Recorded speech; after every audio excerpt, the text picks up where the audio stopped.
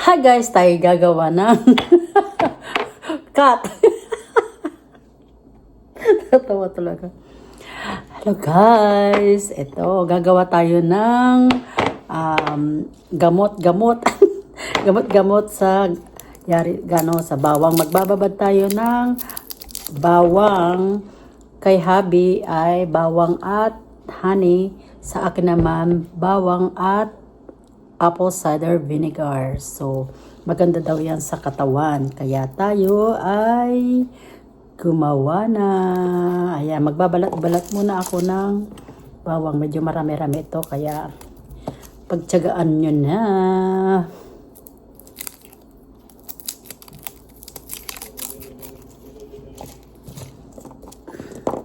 Para wala nang gamot-gamot. Kasi maganda daw to sa mga sa blood pressure, sa mga cholesterol, yan, ganyan. Basta maganda daw to sa katawan pag nasanay. Kasi ayoko ng honey kasi hindi ko masyado malunok, kaya gagamitin ko is apple cider vinegar. So ibabad natin ng mga ilang araw bago kainin. So once a day, pwede kang mag-take nito. Once a day, kahit once a day lang. Ayan.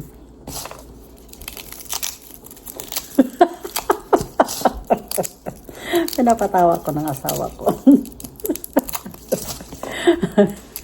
Aray ko po, nanay ko.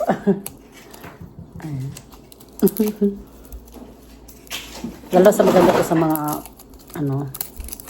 kasi meron akong napanood na ito lang daw mula noon, ito na daw yung ginagamit niya or kinakain niya. So umabot siya ng 92 years old hanggang ngayon maano pa rin. Wala siyang ginagamit na maintenance. So ito lang daw yung kinakain niya everyday. So ayan. Isa-search ko pa kung kumbaga kung may laman, okay lang ba kung may laman ang tiyan o pag umaga na wala pang laman ang tiyan. So, alam mo natin. Pero okay lang siguro kahit may laman ang tiyan, basta kumain ka nito once a day.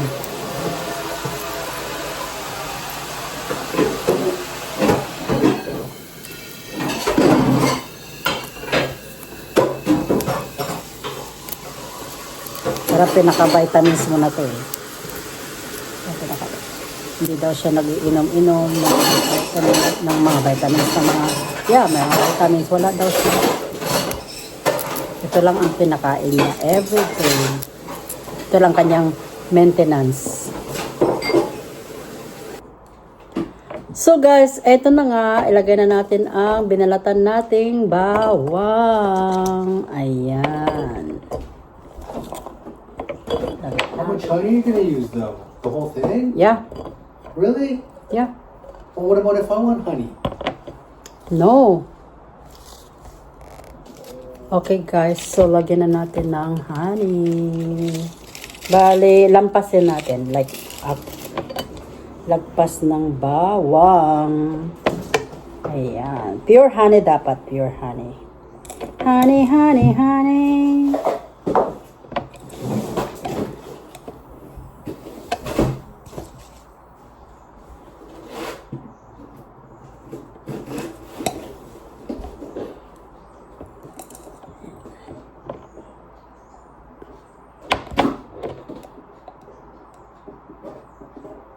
Ayan. Pwede na yan. O, babe.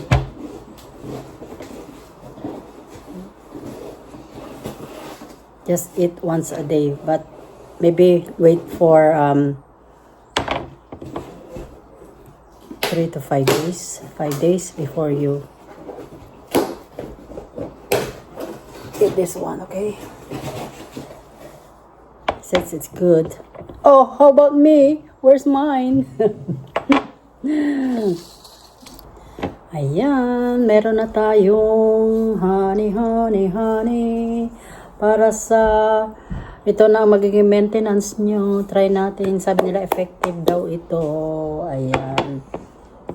Ay, hindi pa siya napuno. Naglagan pa natin ng honey, honey. Dapat nakababad siya, as in.